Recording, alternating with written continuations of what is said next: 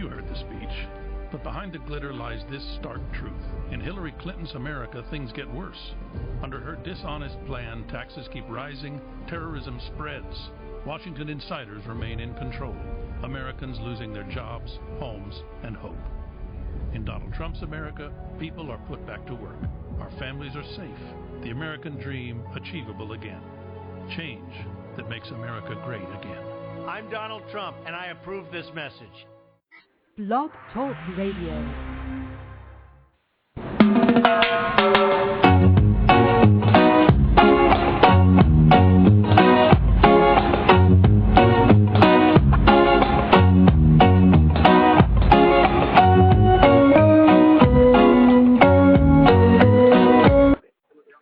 Good evening, folks. It's Chris Daly again, and it's my indeed pleasure to welcome you to another one of our Jamaican Conversation. Hosting our conversation this evening will be Janice Maxwell.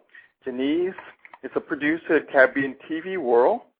She's also the person in charge of Jamaican Diaspora blog, and she also hosts a monthly Jamaican American newsletter club, and she'll be performing our interview this evening. Take it away, Janice. Thanks, Chris.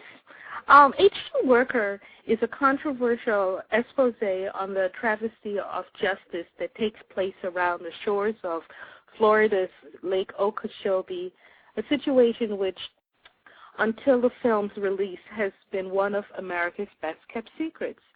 There, for 6 months of the year, over 10,000 men from Jamaica and other Caribbean islands performed the brutal task of cutting sugarcane by hand, a job so dangerous that low-paying Americans refused to do. H2 Worker is the first documentary to tell the story of these men named for their special temporary guest work visa, the H2 visa. They live and work in conditions reminiscent to the days of slavery on plantations, housed in overcrowded barracks, poorly fed, denied adequate treatment for their frequent on-the-job injuries, paid less than minimum wage, and deported if they do not do exactly as they are told. The sugar plantations who employ the H2 workers sustain this exploitation, and they own the profits with the help of the U.S. government, which authorizes the importation of third world workers while it blocks the importation of cheaper third world sugar, a system of quotas and price support, citing national security. As the reason for this costly subsidizing of the sugar industry, H2 Worker was shot clandestinely in the cane fields and work barracks around Belgrade, Florida. It contains footage shot in places where no media has been successful in filming before, and where the filmmakers were denied permission to enter by the Sugar Corporation and local police. It is a film with powerful impact and resonance, certain to be both compelling and controversial. Our guest today is Stephanie Black. She has directed several documentary films that focuses on Jamaican culture, which includes the H2 Workers. This film won Best Documentary, Best Cinematography awards at the 1990 Sundance Film Festival and was the U.S. selection for Critics Week at cinemas. In addition to producing films, Stephanie has produced and directed music videos for Ziggy Marley, Snow, Anthony B., and INJO, among others. Black is the recipient of John Simon Guggenheim Memorial Film Fellowship. She also teaches documentary filmmaking. The film H2 Worker has been re-released. Welcome, Stephanie. Thank you for having me. Thank you. Yeah. Stephanie, tell us a little bit about you. Where do you come from? Where do you hail from? Where do I hail from? I hail from, actually, Jamaica, but Jamaica, Queens, not Jamaica, the Caribbean. So I'm actually from New York, and I grew up in New York. I'm an American, and I went to Jamaica the first time in the late 80s when I was making H2 Worker, and I fell in love with the island and have been going back since. But the first trip and the first visit workers in their homes, in their where they came from, after having lived with them in the cane fields. Mm. What factors made you interested in this particular topic? Okay, well, let me just say, H2 Worker, the film, and the action. What made me interested in the film is I was in Florida, and I was making a documentary about Mexican farm workers who do the migrant stream, and there was a kind of horrific story of the Mexican workers who are, doing the stream and not, working every day, harvesting different crops depending on where they were, and actually having hunger among them and not having enough money or making enough money to eat. And I started a project there, and I met a Haitian minister, and he said, do you want to see something? He said, do you want to come onto the sugarcane camps? And I didn't even know that we were growing sugarcane in Florida, nor did I know we were hand harvesting, and certainly I didn't know that we were flying 10,000 Caribbean men in every year for 6 months to harvest the cane. And so the minister brought me onto the camp kind of with him, because they don't allow people to come onto the camps. And as he was kind of, discussing scripture with some of the workers, I was there looking around a bit, and a worker saw me, and he just presumed I was with the sugar industry because no one is allowed on the camps. And so if you're there, it's pretty much with the permission and the assurance of the industry. And he looked at me with this kind of contempt, and I remember I wanted to say to him, like, no, I don't agree with this, I don't affirm this, because I was horrified by what I had seen. The barracks were dripping water from the roof, there was no real living space, like the lights were kept on, like people had made these strings to keep blankets over so at night they could block the light out, and it was truly horrific, substandard living quarters, that the worst I had ever seen in my life. And I didn't know how to communicate to this person that, no, I don't support this. And I remember the way he looked at me, it was like at that moment I said, okay, I'm gonna do the documentary about this, and I kind of took a U-turn in what I had been doing, and that's how the idea and the film was born. I see. While viewing the film, Cesar Chavez complained that foreigners were coming in and taking the jobs from the Mexican Americans. Given the change in immigration patterns over the past 20 years, and the mechanization of harvesting of sugarcane, what are the present immigration issues for Jamaicans in regards to the H2 policy? Okay, well, everything that you see in the film now, the film actually is interestingly now archival footage, because the industry has mechanized since the film was completed. So in the mid-90s, there was a lawsuit against the sugar industry in which the manipulation of hours and the underpaying of men was brought to court, and it was found that the industry owed $51 million in back pay to the Caribbean workers. And that's when the following year is when the sugar industry mechanized, and because from henceforth they would have to pay the men equitable wages, because now all eyes were on them. Because the issue is, it's not that the laws weren't on the books. The laws were on the books. It's just they were not being enforced, and no one was watching the industry to make sure that they were paying the men what they were promised.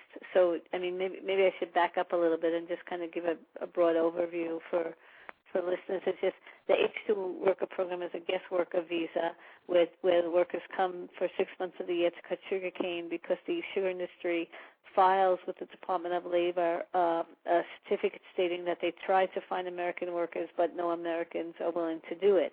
And so the workers were brought in since the mid-40s to cut sugar cane. And if you think about it, they have actually no representation in this country. They have liaison officers, but in terms of the politicians, they're not a voting constituency, and they can't compare with the U.S. sugar corporations, who are putting a lot of money into the campaign accounts of various politicians. And on both sides, Democrats and Republicans, the sugar industry would support, to make sure that, things went their way. So in any case, the workers were not allowed to be protected by the Florida Rural Legal Services, who are lawyers who were supporting farm workers, but because they were under this temporary guest worker program, they were forbidden to defend them. Finally, the same set of lawyers are the ones who were able to bring the lawsuit against the industry. And so as a result of it finally being exposed what the underpaying was and some of the conditions, that's when the industry decided to mechanize. So with respect to your question, I'm sorry, that's a long-winded way to go around to it. The H-2 policy right now, most of the Jamaicans who are coming up as guest workers, they're not working in sugar industry. They're working in the apples, they're working in tobacco, they're working in hotels. The guest worker program has expanded to other crops. So while there's no longer the sugar industry bringing the 10,000 plus men in, there are other industries that men are coming in, and they're coming not only from Jamaica and the Caribbean, but now actually most of the guest workers who come in are coming in from Mexico. There's over 10,000 workers coming in every year to North Carolina. There are guest workers coming into Peru to do sheep herding in Colorado. And so the guest worker program has very much expanded since the time the film was shot. Mm-hmm. And which leads us to address what is a guest worker program, and do we need a guest worker program in this country? I see. Why did you decide to re-release the film, and what has it been the response a generation later? Okay. The film, I'm so happy it's been made available on DVD, because it came out in 1990 and it won first prize at Sundance Film Festival, which was a great honor, and it was invited to the Cannes Film Festival in the official selection of the Critics Week, which was also a big honor because they don't traditionally show documentaries at Cannes, and we were so happy to have that platform to be able to kind of showcase this exploitation which was going on, at a major festival like Cannes, and it helped the film get shown in Congress, etc. But the re-release is thanks to Docurama, which is a great distribution company which distributes classic documentaries. So I have to say it wasn't my idea. Docurama approached me, and they had seen the film, and they said that they would like to release it on DVD, and so we remastered it, and we did an update, and the DVD came out last week. And so far the response has been really positive because, especially in the Caribbean community, a lot of people have, grandparents or uncles who first came to this country on the farm worker program. But they never. A lot of people in my family did that. Right. And so I bet you it was really, heart-wrenching for you to see actually what they went through and to see the conditions they were living in as opposed to the image that you had in your mind. Was that correct? Well, yeah. Well, I think a lot of people, they think that America, not just with my generation, but generations from the 18 and 1900s, they said America was streets were lined with gold and on and on. So there's all sorts of images about what it is to come to America or having the opportunity to come to America. But there's a growing population, a growing Jamaican population in Canada doing farm work. What is your opinion regarding this type of work? Well, the farm work that a lot of that my opinion basically is, as long as the workers are getting paid equitably and are being housed appropriately and are not having wages unfairly deducted from their paycheck, preferably they're allowed to cook their own food. They're not forced to buy the food from the company. Then if it suits a need, then I'm not opposed to it. My position is I wasn't opposed to the guest worker program. I'm not opposed. I was opposed to the large scale exploitation of the workers who are coming up, with very pure intent to just use their sheer strength to earn a living for their family because they just couldn't earn, as much money at home, and so they were forced to come by the circumstances driving them. But that doesn't provide any reason for the sugar industry to take advantage. Also, what happens when the workers come up to the Northeast to do the apples, and when they go to Canada, they're working on smaller farms. They're not working, for major corporations the way they were working. There was like 5 main corporations in Florida that they were working for. So the camps were quite large, with like 2,000 men apiece, whereas when they're working, in the Northeast or in Canada, they're on much smaller farms. So you'll have, maybe 25, 50 men on one farm, etc. And so there's a more personal relationship with the farmers, and it's a totally different kind of situation. And that's why I didn't include those other crops in the film, because those were different circumstances than the experience of the men cutting sugarcane. Right. If you had the opportunity to consult the Prime Minister Golding with regards to farm workers, what would be the 3 issues you would want to tell him? What would be the 3 issues I want to tell him? Well, I guess one issue would just to make sure that the liaison offices are, to make sure that there's a voice, on behalf of the workers, who are ensuring that all the contract, the promises of the contract with regard to wages, housing,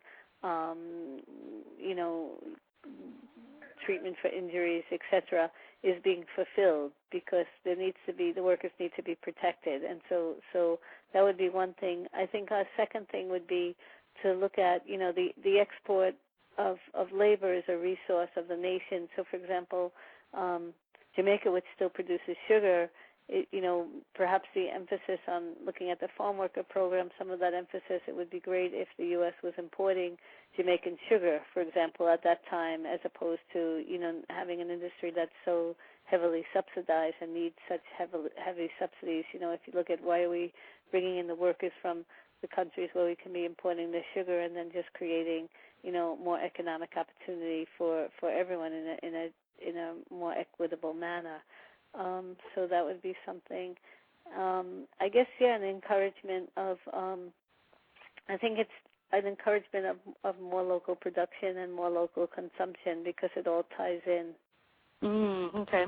Another one of Jamaica's import is its pop culture via reggae. What is your opinion on the fair revenue sharing in this industry? Okay, you mean another one of Jamaica's imports, or you mean or exports? Well, okay, Jamaica's export. Yeah, you're right, export. You're absolutely right. But since we're in the diaspora, it would be import. Well, you mean Jamaica, you mean what, fair revenue sharing? You mean the fact that most of the reggae artists are signed to American companies or foreign companies? Is that what you... Yeah, they're not really getting any money. It in a way, the way they're being, the sugar cane, you can juxtapose what's happening with the sugar cane workers to the reggae singers.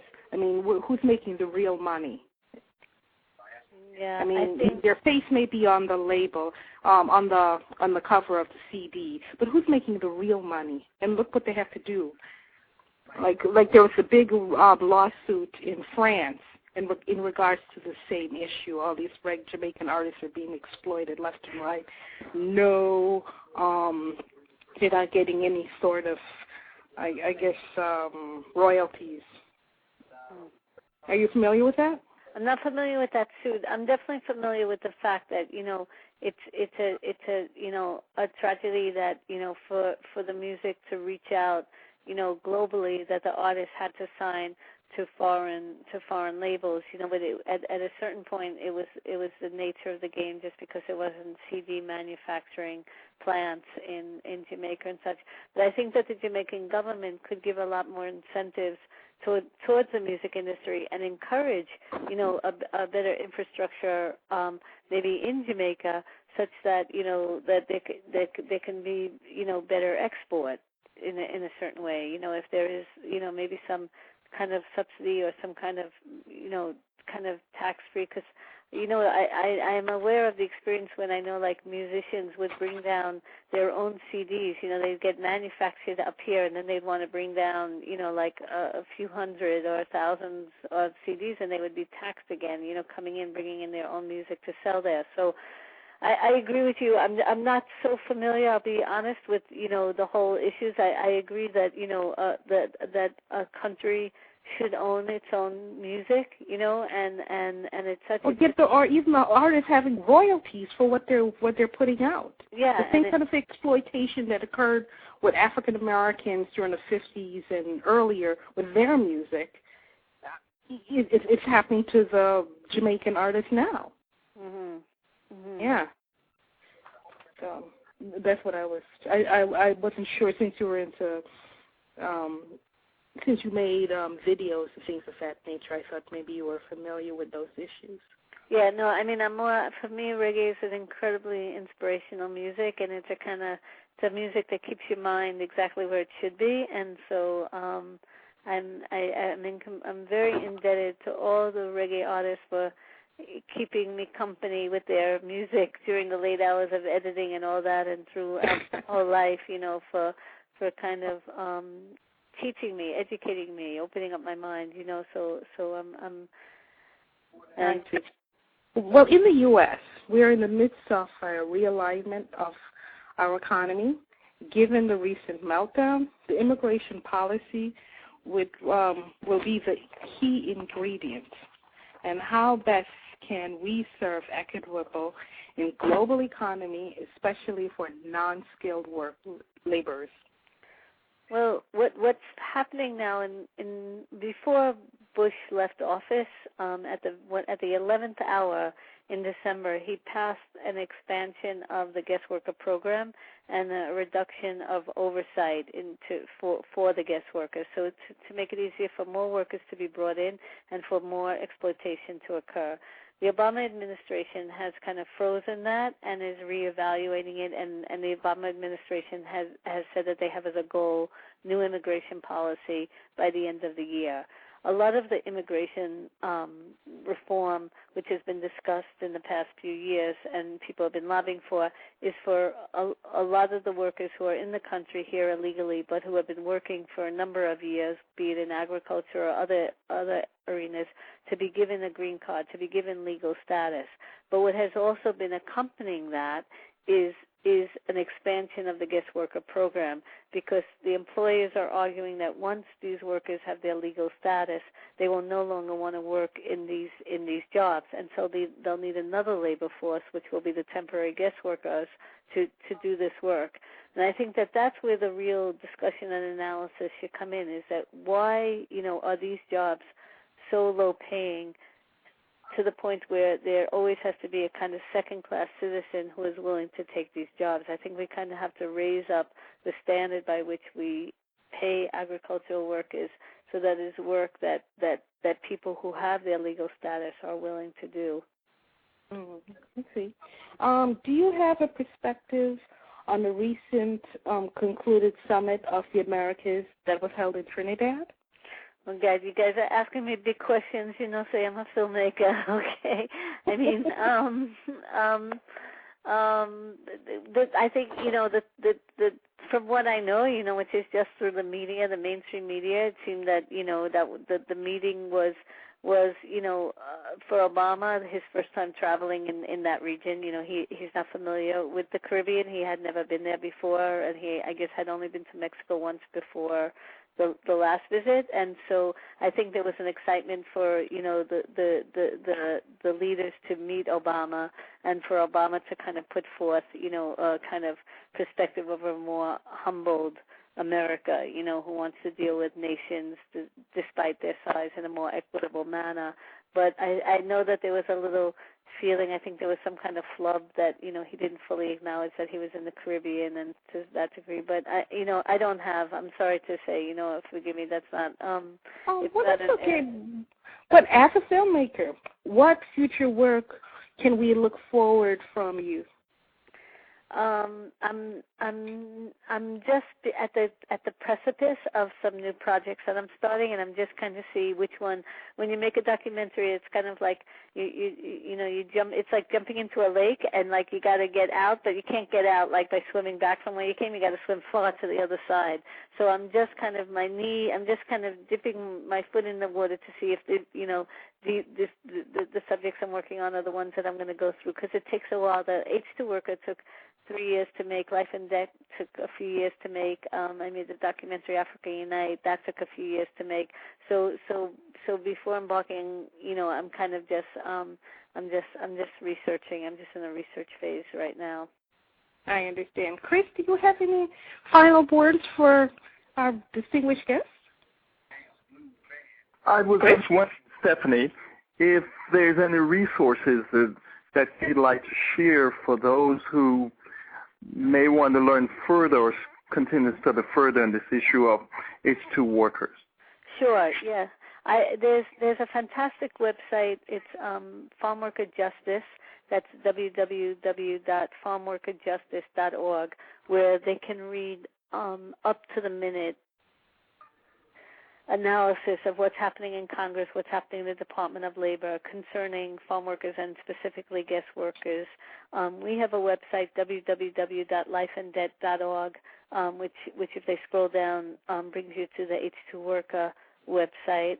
And we hope that people will go out and get the documentary and watch it and then watch the update and see how, although they're bringing in guest workers from other countries, the program itself has not changed. There's still an issue of if you're in a country and you're here based on a visa that's tied to your employer, meaning your employer has brought you here, so you can only be in this country when you're working for that employer.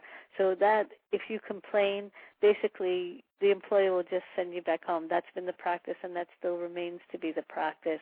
And so I think the film combined with the update is really a good educational tool to understand the history and the present discourse concerning the guest worker program and its expansion. I see. Well, to learn more about Chris Daly's work, visit his blog at Jamaicans.com and under the link Me Thinking Are You? And to learn more about Jamaican Diaspora, visit JamaicanDiaspora.com. You can listen to this, you can watch TV, and just a lot of interesting things about what's happening on the island and Jamaicans in the diaspora. And Stephanie, we're going to give you the last word. To learn more about Stephanie Black's work, where can they meet? How can they contact you? Through the website, www.lifeanddebt.org, and all the DVDs, Life and Debt, Africa Unite, H2 Worker, they're all available on Amazon.com, or also through the website. There are links where people can get the documentaries. So I hope people will watch them and discuss them and pass them on. Oh, okay. Stephanie, we definitely had enjoyed spending some time with you, and we hope to hear from you soon. Thank you very much for having me. I appreciate it very much. Thank you.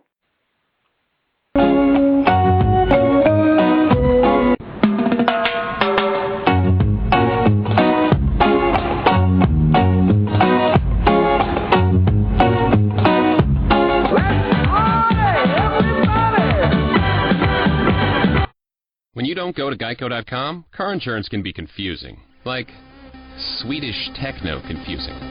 Bark, bark, meow, meow. Dance with me, purple cow. Bark, bark, meow, meow. Ooh, you lovely cow. Geico makes it easy. With 24/7 access, all you have to do is go to Geico.com and you could save money on car insurance. It just makes sense. Unlike, Dance with me, purple cow. I like your moves. You heard the speech. But behind the glitter lies this stark truth. In Hillary Clinton's America, things get worse. Under her dishonest plan, taxes keep rising, terrorism spreads. Washington insiders remain in control. Americans losing their jobs, homes, and hope. In Donald Trump's America, people are put back to work. Our families are safe. The American dream achievable again. Change that makes America great again. I'm Donald Trump, and I approve this message.